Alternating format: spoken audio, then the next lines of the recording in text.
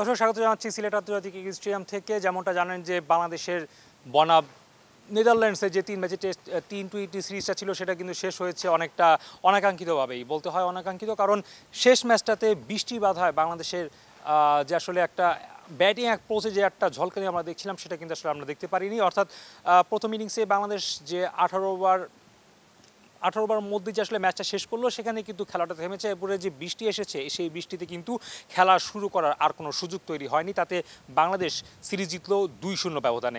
তাতে করে একটা রেকর্ডে কিন্তু অবশ্য বাধাও পড়লো। রেকর্ড ঠিক বলা যায় না, একটা মাইলস্টোন বলতে হবে যে বাংলাদেশ এখন পর্যন্ত 3 ম্যাচে T20 সিরিজের 3টিতে প্রতিপক্ষকে হোয়াইট ওয়াশ করেছে এবং চতুর্থবারের সুযোগ ছিল নেদারল্যান্ডসকে করার, কিন্তু এখানে কিন্তু বাধা হয়ে দাঁড়ালো আজকে।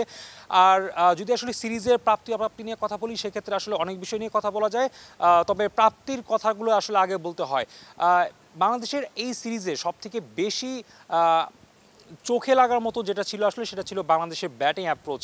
লিটন কুমার দাস কিংবা তানজিদ তামিম, এমনকি আমরা যদি আজকের কথাও বলি যে আজকে নুর হাসান সোহান এবং শামীম পাটোয়ারি, জাকের আলী অনেক, প্রত্যেকটা ব্যাটারই কিন্তু আজকে ব্যাটিং অ্যাপ্রোচ যেমনটা আসলে আমরা T20তে দেখতে চাই সেরকম একটা ব্যাটিং অ্যাপ্রোচ আমরা দেখেছি। অবশ্যই এর জন্য হয়তো একটা ধন্যবাদ জুলিয়ান উডও পেতে পারেন। এই পাওয়ার হিটিং কোচ মাত্র সপ্তাহখানিক যখন আসলে দলের সাথে ছিলেন, এই সপ্তাহখানিকের একটা ইম্প্যাক্ট কিন্তু আমরা আসলে দেখতে পেরেছি এবং এই ইম্প্যাক্টটার কথা আসলে বলতে হয় একটা খারাপ সংবাদও বলা যায় আসলে, যে জুলিয়ান উডের যে আমরা জানিয়েছি এর আগে আপনাদেরকে, জুলিয়ান উডের যে আসলে চুক্তিটা সেটা কিন্তু আসলে বাড়ানো হয়নি বিসিবির পক্ষ থেকে। সেক্ষেত্রে অবশ্যই কিন্তু জুলিয়ান উড তিনিও কিন্তু বলেছিলেন যে আরও কিছুদিন হয়তো বা দলটার সাথে থাকতে পারলে ভালো হতো। তবে তার এই অল্প সময়ে যে ইম্প্যাক্টফুল আমরা একটা অবদান দেখেছি সেটার তো একটা ঝলক অবশ্যই আমরা দেখেছি আজকের ম্যাচেও। তবে আসলে প্রাপ্তির কথা এখানে আসলে শেষ করতে হয় হয়তোবা, কারণ বাংলাদেশ যে ব্যাটিং অ্যাপ্রোচটা ছিল সেটাই আসলে বা এখান পর্যন্ত থেমে যায়। তবে আরও একটা জিনিস অবশ্য সংযুক্ত করা যায়, সেটা আসলে বাংলাদেশ যে 2-0 ব্যবধানে ম্যাচটা জিতলো তাতে করে কিন্তু টানা 3টা সিরিজ জয় করে বাংলাদেশ কিন্তু এশিয়া কাপে খেলতে যাচ্ছে। মেন্টালি অবশ্যই বাংলাদেশ একটা শক্তপোক্ত জায়গাতেই থাকবে। সেক্ষেত্রে অবশ্যই বলতে হয় যে এটা একটা প্রাপ্তি জায়গা এবং এটা একটা স্ট্রং সাইডই হবে এশিয়া কাপে বাংলাদেশের খেলার জন্য। তবে আসলে সবথেকে বেশি সমালোচনা যেটা নিয়ে হয়েছে বাংলাদেশের সিরিজ জেতার আসলে মানসিকতা তৈরি হয়েছিল, সেটা একদম যদি একটু ফিরে যায় সিরিজ শুরুর দিকে, তখন সিরিজ শুরুর আগের দিন কিন্তু ফিল সিমন্স বলেছিলেন যে আসলে হারাটা আসলে বড় ব্যাপার না, ভালো একটা ক্রিকেট খেলা বড় ব্যাপার। অবশ্য এখানে একটা কথা যুক্ত করতে হয়, ভালো একটা ক্রিকেট খেলার থেকেও কিন্তু আসলে ভালো একটা মাইন্ডও কিন্তু থাকাটা খুব প্রয়োজন।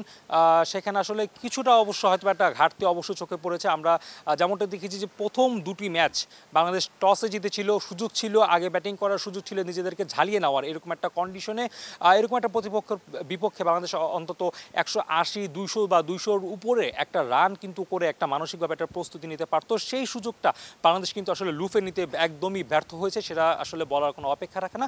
প্রথম ম্যাচে অবশ্য আমরা বলতে পারি যে একটা মোমেন্টাম ধরে রাখার জন্য হয়তো বাংলাদেশ ডিউ ফ্যাক্টরের কথাটা চিন্তা করে এরকম একটা সিদ্ধান্ত নিয়েছিল। তবে আমরা আশা করছিলাম যে হয়তো দ্বিতীয় ম্যাচে একটা সাহসিকতা পরিচয় দিবে বাংলাদেশ, সিরিজ জয় থেকে বেশি নজর রাখবে আসলে নিজেদের যে আসলে মেন্টালিটিটা সেটাকে আসলে বহিঃপ্রকাশ করা। আমরা বারবার বলছিলাম যে অনুশীলনে যখন আসলে জুলিয়ান উডের সাথে বাংলাদেশ যখন অনুশীলন করছিল, নেটে প্র্যাকটিস করছিল, তখন আসলে একটা হিসাব থাকে একরকম এবং ম্যাচে যখন আসলে ব্যাটাররা খেলতে নামে তখন কিন্তু হিসাবটা থাকে আরেক রকম।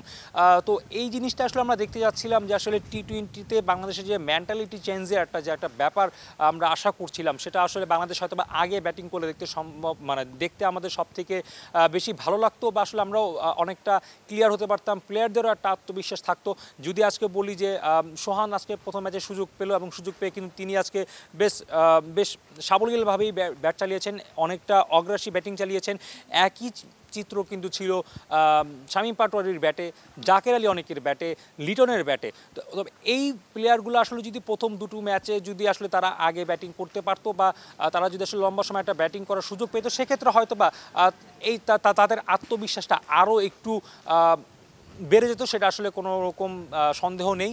এবং একটা ব্যাপার আসলে যেটা নিয়ে আসলে আমরা সবথেকে বেশি আসলে শঙ্কিত, আপনি যখন সংযুক্ত আরব আমিরাতে খেলবেন সেখানেও কিন্তু ডি ফ্যাক্টর কাজ করতে পারে এবং করবে, এবং সেখানে কিন্তু সবথেকে বেশি বড় যে ব্যাপারটা সেটা কিন্তু ব্যাটাররা সেখানে প্রচুর পরিমাণে রান পায়, এবং আপনাকে সেখানে যদি আসলে লড়াই করতে হয় সেক্ষেত্রে 180-200 এরকম রান আপনাকে এভারেজে করতে হবে, এবং এই মেন্টালিটি কিন্তু আসলে বাংলাদেশ মাঠে প্রমাণ করার একটা সুযোগ পেয়েছিল। আমরা জানি যে এশিয়া কাপটার আগে এই সিরিজটার আয়োজনের একটাই মাত্র কারণ কিন্তু ছিল প্রস্তুতি, কিন্তু সেই প্রস্তুতিটাই আসলে কতটুকু হয়েছে বা হয়েছে কি না পরিপূর্ণভাবে সেটাই কিন্তু আসলে অপ্রাপ্তির খাতায় যোগ হচ্ছে। এবং এই অপ্রাপ্তির খাতায় আরেকটা ব্যাপার বলতে হয়, সেটা হলো বাংলাদেশ মেন্টালিটি যেটা গ্রো করেছে সেটা হলো আসলে অ্যাগ্রেসিভ ব্যাটিং এবং ব্যাটিং অ্যাপ্রোচ। তবে এই ব্যাটিং অ্যাপ্রোচটা আসলে আগে ব্যাটিং করলে এই কন্ডিশনে আসলে কতটুকু বাংলাদেশ যেতে পারতো, আজকে আমরা যেটা দেখেছি এই চিত্রটা হয়তো আমরা প্রথম 2 ম্যাচেও দেখতে পারতাম। মানে সেটা বলতে হয় কারণ আজকে যখন ব্যাটিং করতে নামলো বাংলাদেশ আজকে একাদশে 5টা পরিবর্তন এনেছিল, এবং 5টা পরিবর্তন আনার যৌক্তিকত ছিল। আমরা বারবার বলছিলাম যে শামীম পাটোয়ারি, নুরুল হোসেন সোহান 3 বছর পরে প্রায় দলে ফিরেছেন, একই সাথে জাকের আলী অনেক, তারা প্রথম 2 ম্যাচে ব্যাটিং করতেই পারেননি। শুধু তারা 3জন না, এই 3টা নাম বললাম, পাশাপাশি বলতে হয় প্রথম 2 ম্যাচে কিন্তু মাত্র 4জন ব্যাটার ব্যাটিং করেছিল, এবং এটা কিন্তু অবশ্যই বলতে হয় যে আপনি যখন প্রস্তুতি নিতে যাচ্ছেন, আমরা নর্মালি আসলে এরকমটা দেখি যখন একটা প্রস্তুতি ম্যাচ হয় তখন সেই প্রস্তুতি ম্যাচে মানে প্লেয়ার আউট হচ্ছে বা নামছে খেলছে, এই মানে একটা আউট হয়ে গেলাম খেলতে পারবো না বা আমি আর নামতে পারবো না, এই জিনিসটা আসলে কখনো করা হয় না। তার একটাই কারণ প্রস্তুতি ম্যাচে নিজেদেরকে আসলে যতটুকু সুযোগ হয় নিজেদেরকে ঝালিয়ে নেওয়া, এরকম একটা সুযোগ কিন্তু বাংলাদেশের ছিল। তবে হতাশার আরও একটা কথা বলতে হয়, তো যখন সিনিয়র সহকারী কোচ সালাউদ্দিন তিনি কিন্তু বলেছিলেন যে আসলে ইন্টারন্যাশনাল ম্যাচে এক্সপেরিমেন্ট করা যায় না, এটা অবশ্যই একটা হতাশার কথা। কারণ যেহেতু এই সিরিজটা আয়োজনই হয়েছিল শুধুমাত্র এশিয়া কাপকে কেন্দ্র করে, আমরা জানি যে ইন্ডিয়া আসার কথা ছিল, ইন্ডিয়া আসতে পারেনি, এবং সেই গ্যাপটাতেই কিন্তু আসলে নেদারল্যান্ডসের ম্যাচটা রাখা হয়েছিল। তো সেই আশাটা হয়তো বা সম্পূর্ণভাবে পরিপূর্ণ হয়নি, সেটা আসলে বলতে হয়, কারণ আপনার ব্যাটাররা পর্যাপ্ত পরিমাণ সময় পায়নি। হয়তো বা আজকে যে ম্যাচটা খেলেছে জাকের আলী, অনেক, শামীম এবং হৃদয়রা, সেটা অবশ্য তারা প্রথম 2 ম্যাচে খেললে আত্মবিশ্বাসটা আরও চাঙ্গা থাকতো, আরও ভালো করার একটা প্রত্যাশা তাদের কাছে আমাদেরও থাকতো। সব মিলিয়ে বলতে হয় যে আসলে হয়তোবা প্রস্তুতি নিয়ে একটা প্রশ্ন থাকে, তবে মেন্টালিটি আসলে যেটা থাকা দরকার, যে একটা আত্মবিশ্বাস সিরিজ জয়ে, সেইটা কিন্তু বাংলাদেশ পেয়েছে, বেশ ভালোই পেয়েছে। এবং আমরা যেটা আসলে আলোচনা করছিলাম সেটারই একটা কিন্তু বাস্তবায়ন আজকে দেখেছি। বাংলাদেশ যদিও টসে হেরে আগে ব্যাট করতে হয়েছে, তাও হয়তো বা আজকে বাংলাদেশ টসে জিতলেও হয়তো বা আজকে ব্যাটিংই নিত, কারণ সিরিজ জেতার কোনো একটা প্রেশার ছিল না, সিরিজ নিশ্চিত ছিল আগেই, হোয়াইট ওয়াশ করার লক্ষ্যটা ছিল, সেখানে বাংলাদেশ একটা চান্স নিতেই পারতো। একদিক দিয়ে আসলে বলা যায় যে বাংলাদেশের সিদ্ধান্তটা হয়তো বা ঠিক, কারণ এরকম একটা টুর্নামেন্ট খেলতে যাওয়ার আগে নেদারল্যান্ডসের কাছে একটা হারও কিন্তু ব্যাকফুটে ফেলে দিতে পারে দলকে, সেখান থেকে কিন্তু বাংলাদেশের চিন্তাটা হয়তো বা ঠিকই বলা যেতে পারে। এবং আজকে তাদের যে লক্ষ্যটা ছিল সেই লক্ষ্যটা হয়তো বা তারা আজকে বাস্তবায়ন করার চেষ্টা করতো, অ্যাগ্রেসিভ ব্যাটিং করতো, যেটা করেছে আজকে। সব কিছু মিলে বলতে হয় যে বাংলাদেশের সিরিজটা শেষ হলো অনেকটা অনাকাঙ্ক্ষিতভাবেই, সিরিজটা হোয়াইট ওয়াশ হতে পারতো নেদারল্যান্ডস, সেই সুযোগটা অবশ্যই ছিল, তবে সেটা হয়নি। তবে বলতে হবে যে প্রস্তুতিটা হয়তো বা কিছুটা ঘাটতি থাকতে পারে কিংবা না, তবে এটা আসলে ডিপেন্ড করে প্লেয়ারদের মাইন্ডসেটের উপরেই। এবং এই মাইন্ডসেট নিয়ে আসলে যেহেতু বাংলাদেশ যাচ্ছে এশিয়া কাপে খেলতে, আশা করা যাচ্ছে যে অবশ্যই আমরা একটা ভালো একটা লড়াই দেখার অপেক্ষায় থাকবো, ভালো একটা লড়াই দেখবো, এশিয়া কাপে বাংলাদেশ ভালো কিছু করবে, এমনটা অবশ্যই আমাদের প্রত্যাশা থাকবে। দর্শক, এই ছিল মোটামুটি এই সিরিজে এখন পর্যন্ত ঘটা টুকটাক বেশ কিছু বিষয়, এই 3 ম্যাচ নিয়ে বাংলাদেশের প্রস্তুতি নিয়ে, ম্যাচ নিয়ে, সিরিজ নিয়ে, এই ছোট্ট একটা সময়ের মধ্যে আপনাদের সামনে যতটুকু আসলে সম্ভব ততটুকু তথ্য আসলে তুলে ধরার চেষ্টা করেছি।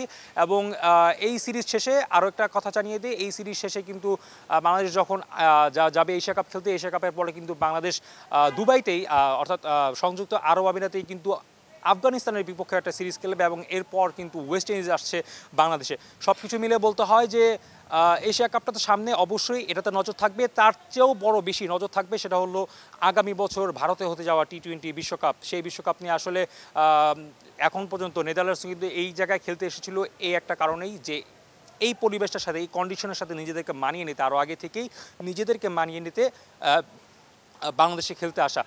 তো দর্শক, বলবো যে প্রাপ্তি অপ্রাপ্তির খাতা আপাতত না হয় এখানেই বন্ধ হোক, আশা করি এশিয়া কাপে বাংলাদেশ ভালো একটা রেজাল্ট নিয়ে আসবে। প্রত্যাশা থাকবে অবশ্যই এশিয়া কাপটা ঘরে নিয়ে আসা, প্রথমবার বাংলাদেশের মাটিতে এশিয়া কাপটা নিয়ে আসবে এমনটাই প্রত্যাশা থাকবে বাংলাদেশের কাছে। সে পর্যন্ত ভালো থাকুন, সুস্থ থাকুন, ধন্যবাদ।